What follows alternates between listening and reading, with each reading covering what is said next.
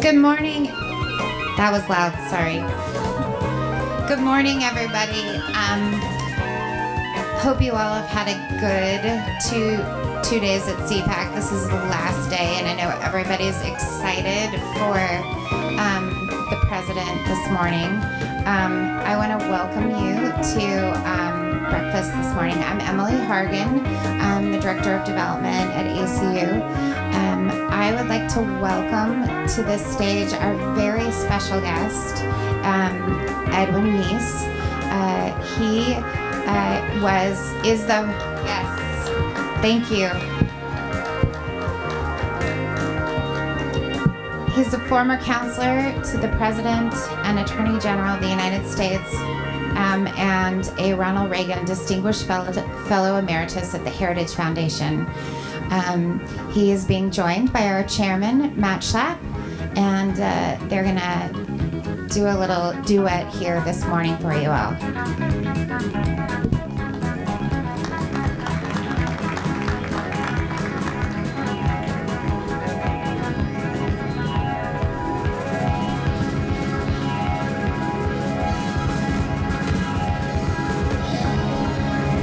General Meese just asked me what date it was because he was finally signing Chase's book. I hope you guys have all seen the book, Reagan at CPAC. I have a copy right here. The general asked me what date it was. I knew the date. It was March 2nd because I've been praying to God for months that March 2nd will finally get here. especially when I picked up the paper one morning and read that the president was due to be in Vietnam during CPAC. And I got a call from Dick Mulvaney, who did a great job last night. Wasn't that great for those of you who were there? I really kind of blew it last night because we're gonna get into this, but you think about a guy like Dick Mulvaney being the chief of staff. This is a guy with like basically 100% voting record with the ACU. The head of the founder of the Freedom Caucus, and he's the chief of staff. And then, obviously the OMB director. So that's that's amazing stuff. But anyway, I've been praying for the 2nd of March for a long time because we didn't know if the president was going to come or not. And it's a big deal because Reagan came 13 times. He came all the years he was president. And maybe you could reflect on that a little bit and say, how did... Everyone likes to speak for the president now that he's not with us here on Earth, but you actually knew him for a long time, so you actually know what he thought about these things. Well, is it true that President Trump left the meeting to come here to CPAC? Is that right? I'm going to say this if I get a chance to introduce him, I'm going to say this. When Mr. President, when you walked away, we're just glad you walked to us. Well, Matt, it was good to be here and good to be at CPAC. I've been here many times over the last few years. This is the first time. Today is the first day I've been able to get to this session, but it's great to be here and to see what's going on, and also to hear how it's grown. I was talking with some of your colleagues earlier today about particularly your boot camp and how that has increased, which is exactly the kind of thing that Ronald Reagan was talking about when he came to CPAC and talked about the young people that were here. And that continues today. But I did have the privilege of working with Ronald Reagan for actually about 30 years, from the first day that I met him in 1966 until just before he went into total seclusion because of his illness some time ago now. But it was a great experience, and I know how much he thought of CPAC because he viewed this literally as kind of a symbol of the conservative movement. And one of the things he liked the most about it was the fact that there were a lot of young people. Because one of the things I believe he said in his first appearance at CPAC was that the future of the Republican Party and conservatism was with the young people. And that was a big point that he often made when he came here. Yeah, well, we, General, we have something we call Reagan's Promise. Right. And I didn't make up those words. They came out of these early interactions with CPAC leadership of that time. And as I said, he spoke 13 times. And all 13 speeches, by the way, I'm going to hold it up again. All 13 speeches are in here, including a 14th speech, which is the famous speech when he endorsed on national television Barry Goldwater. And what's really cool is we have some of the speeches actually in here, where you can see in Ronald Reagan's own hand him making changes, because he was just spoon-fed the words. He never gave them any thought, right? He was just a communicator. Is that right? Well, he was very modest about that. He said, they call me the great communicator, but it's not just me communicating. He says it's the ideas that I'm getting to put across to people. And, of course, that's what he did when he came here, every speech. But he had this ability to put the ideas across in a way that, first of all, people remembered, and secondly, people kind of responded to them, because basically he put very difficult concepts in stories and show how they affected individual people. And I think that was one of the real keys to his success in persuading people, because most people had not read Hayek and all the other authors, famous economists and that sort of thing, but he was able to take economic concepts and put them in language and in stories that people would understand, but realize that what he was talking about appealed and applied to their own lives, their families, the people that they knew. And that's why conservatism really, under his guidance and leadership, became the foremost political and social ideas of this country. The people I work with often say that I jump around a little bit, so I brought up this concept of Reagan's promise, and I didn't tell you what it was. So I'm going to just finish that. Reagan's promise was, he said, hey guys, what's great about CPAC is the fact that there's all these students here and these young people. And he got a promise out of the leadership at the time that we'd always keep those prices low. And my quibble with previous ACU management is they shook Reagan's hand without getting the finances right. So they said, we'll sell the tickets at essentially a subsidized rate without finding the money to take care of all that subsidized rate. And this hotel gets bigger and bigger. I can't even believe, was it 2 miles to get here or something? People were looking at the steps on their watch. It's a big place. And we've done a really good job of keeping those ticket prices low. And I will just tell you, every year, with the way social media is, I get these tweet messages from these kids all over the country, General. And they're like, I just can't afford the hotel and the ticket and the airline, and it's a lot of money when you put it all together. And so we aim to make sure, and with all of your generosity, that I'd like to drive those prices even lower. Matter of fact, I'd like to drive the prices for the attendees lower, and that does mean that other people are going to pay more. But the reach and impact at this point in time for our country, it's never been more important. You think back to 1980, General. Do you feel optimistic or pessimistic after all these decades of what's happening in your country? Well, I feel that's one thing also about Ronald Reagan. He was always an optimist. He always said that he was the kind of person who saw the cup as being half full rather than half empty. And so I kind of follow the same idea.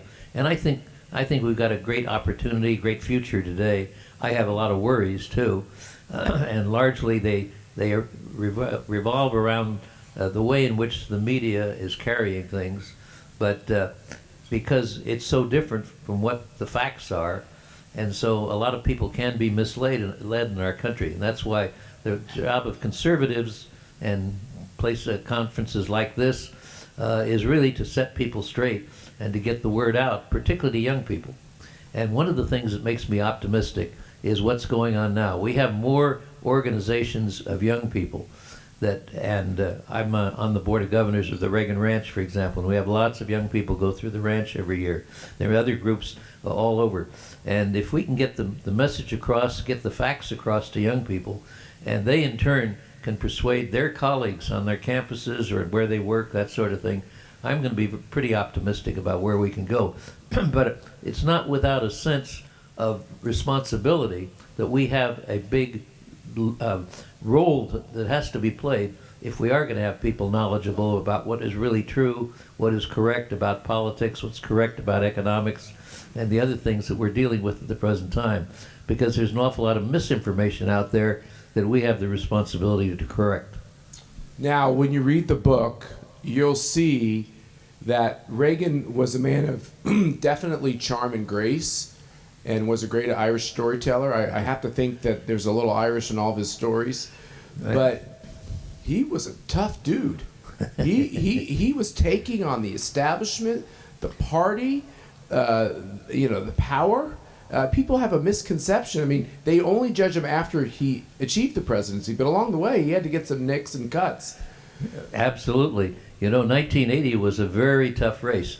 And don't forget, he lost his first race for the nomination for the presidency in 1976. It was a tough decision for him that year to run against an incumbent Republican president, but he felt that they were on the wrong track, both in terms of foreign policy, that détente with the Soviet Union was in the long run not possible because they cheated, and that they were literally eating our lunch at that time. And also he was very worried about the inability of the Republican Party to stand up against the expansion of government power and the size and scope and cost of government. So those were the two things that motivated him to run. And then when he had the opportunity to run again in 1980, those were the things that he attacked the most, and that was going after those two things. One, to bring our economy back into line, and secondly, to ultimately win against the Soviet Union. But people said, we know the charges, many of you remember them, that he wasn't up to the job, that he wasn't that bright, that he acted with a monkey. They said all these. They tried to nick his intelligence level because he was talking about these conservative values, I suppose. Well, I think it was mostly people who said, Ronald Reagan's an actor. As a matter of fact, when he ran for the governorship in California in 1966, his opponent said to people when he was campaigning, he said, it was an actor that shot Lincoln. That somehow that was a disparagement of actors generally. But Ronald Reagan always was underestimated. He was underestimated by his opponents, his political opponents, Pat Brown that he ran against for governor, and then Jimmy Carter, who he ran against for president. They were all overjoyed that he was the nominee because they thought he could be easily beaten. And of course he won both overwhelmingly, as he did again in 1984. But Ronald Reagan was, he didn't, Marty Anderson, who was one of my colleagues who worked with Ronald Reagan for many years, he had this theory. He said Ronald Reagan figured out by about the third grade that the smartest kid in the class was not the most popular. And so he always underplayed his roles in terms of his intelligence. But he was one of the most intelligent people that I've ever met.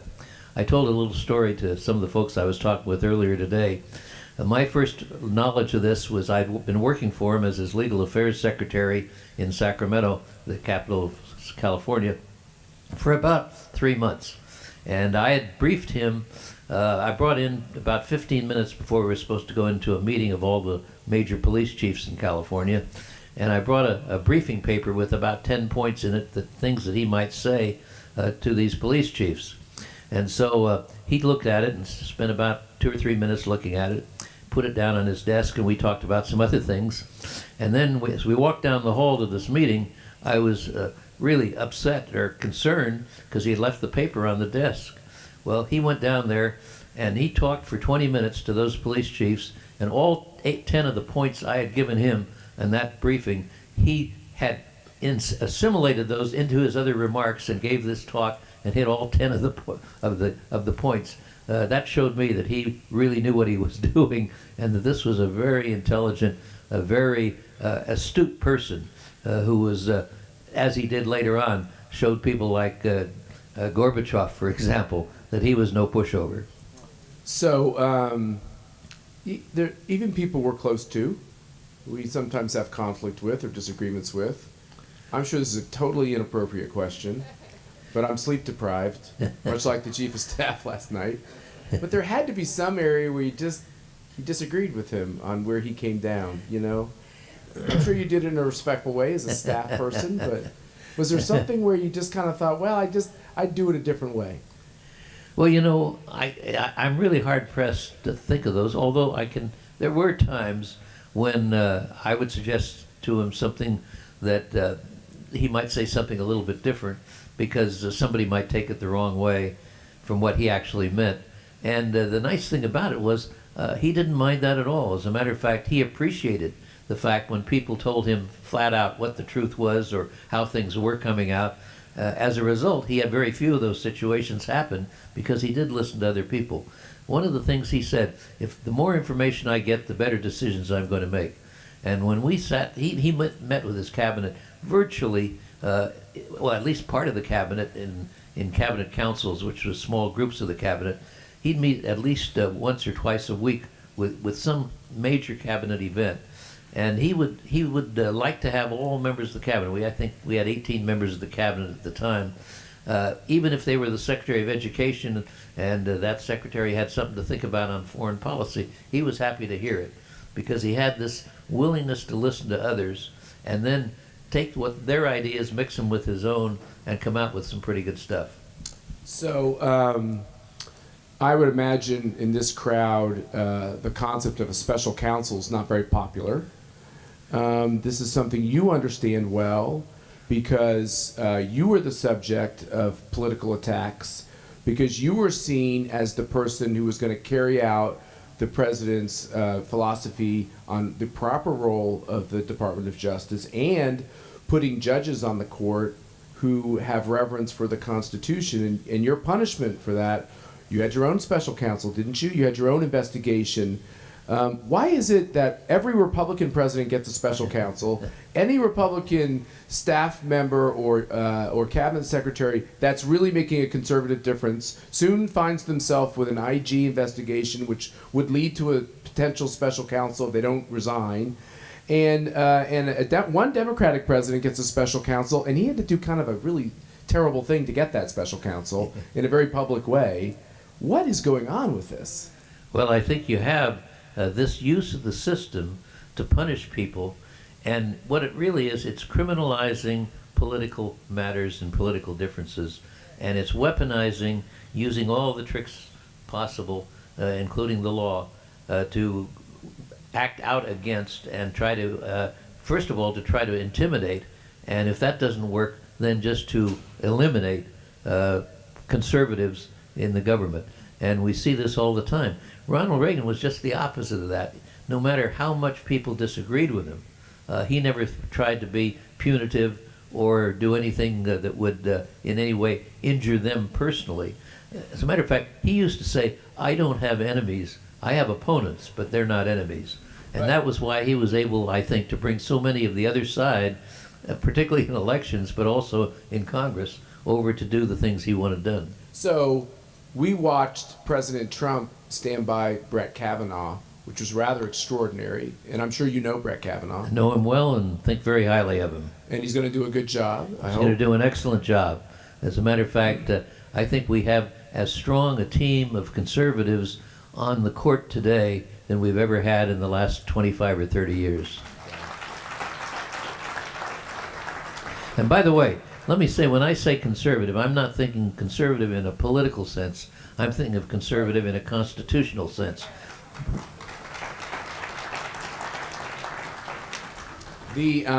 But he stood by him. Right. So you're over there. You started off in the counsel's office at the White House, is that right? I was the counselor to the president, Counselor, which is yeah. different Little from the different, White House right. counsel. I was the chief policy advisor. And then you move over to the Department of Justice. Right. And when you got yourself, when you got the ire up at the Democrats against you, did you ever feel like you were going to step away from the job because you could, all this controversy could be hurting the president? Did you ever have that kind of conversation with him where it's like, Mr. President, if you need me to step away, I will? Did you ever feel like he was backing away from you, or that's just not how he operated? Never had 1 second that I thought he was not fully behind me, and he went out of his way to make sure that I knew that he was backing me completely. As a matter of fact, one day we had just finished a joint press conference. For some reason, there was some issue relating to the Department of Justice, and I was on the podium there in the press room at the White House. And as we finished, as we were walking off in full view of the press, he particularly put his arm around my shoulders just to show them if they had any doubts that he was fully behind me. That's great. That's great. But I want to go back to this idea that he was also tough.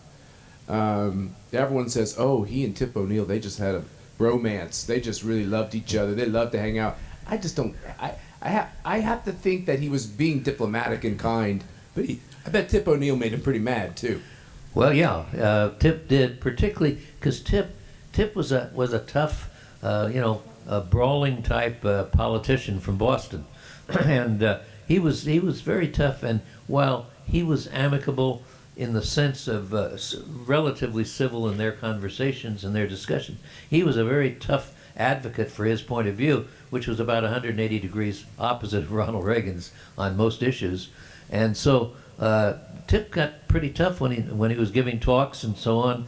And what really made Ronald Reagan mad was Tip would depict him to audiences as being heartless, as being against the poor, about that somehow he didn't have any compassion for people, which was the opposite of Ronald Reagan. He was a very compassionate person who felt keenly of trying to help people and so on.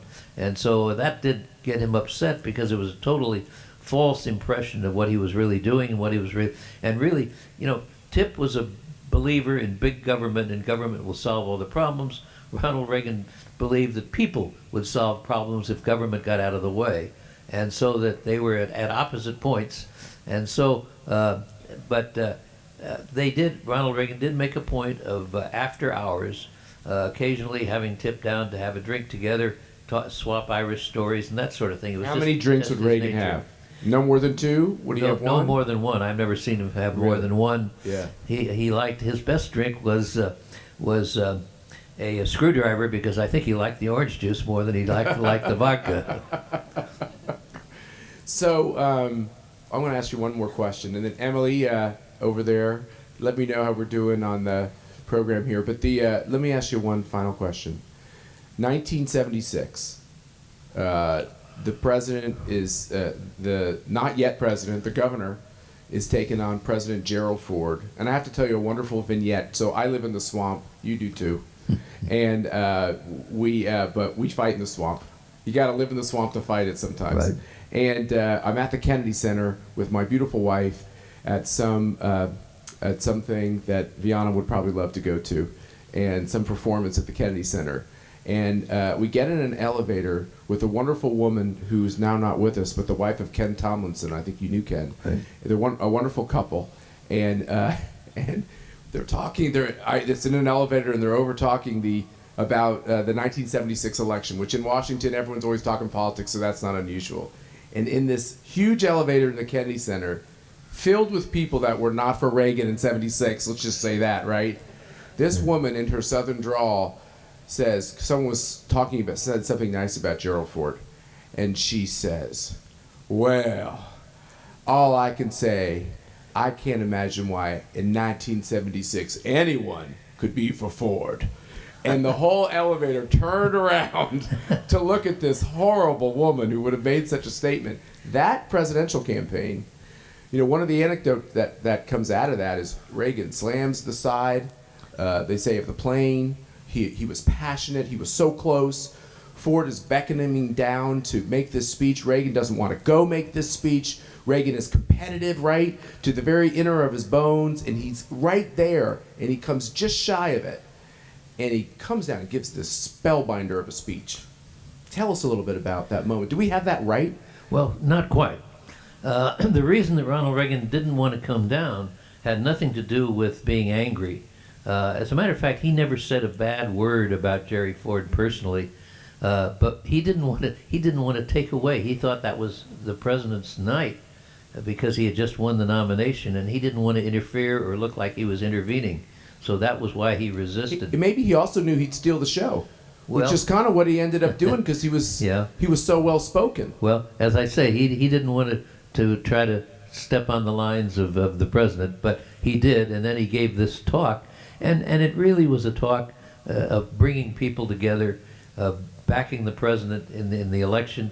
And from the moment that he realized that he was not going to win the nomination, there was no doubt in his mind that he was going to support President Ford, and he campaigned for him, and that he was going to do everything he could to bring the party together behind Gerald Ford. It was just his nature to do that, and it was, in fact, what he tried very hard to do. And there was this myth to put it back to the modern time, which, wow, that presidential election in 2016, a movie script writer couldn't have come up with more dynamics, right?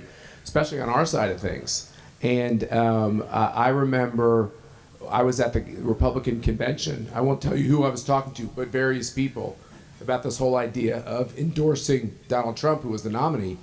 And they kept saying, well, Reagan never endorsed Ford. Reagan never endorsed Ford. So I went on Google. Right. Reagan cut 3 television ads for Gerald Ford. Right. He was magnanimous. Absolutely. He did support the nominee. Yeah. He didn't want the Democrats to. That's another kind of fiction Right. that's out there, right? Right. And people think that Ronald Reagan walked into the election in 1980. That was a tough campaign. You had 7 candidates. You had Bob Dole, for example, famous names, Howard Baker, George H.W. Bush. You had Phil Crane. It was a list of Republican luminaries. And so it was not an easy campaign at all. But when Ronald Reagan won, he did everything he could to bring all of them together behind Republican candidates on the whole slate. That was just his nature. He said unity was one of his major objectives as far as politics was concerned. I would like to just say personally that you being here means a lot to all of us, means a lot to me. Your example and your service to your country didn't end when you left the administration back a lot of years ago. Yeah. You've been serving in a really important capacity at the Heritage Foundation, as you said, on the board of the Reagan Ranch, and all these things. Every time I've needed help and counsel, you're always there. You're always there for a lot of people to help them understand the ropes in Washington. And I would just like to thank you very much for all you've done. Well, thank you, Matt.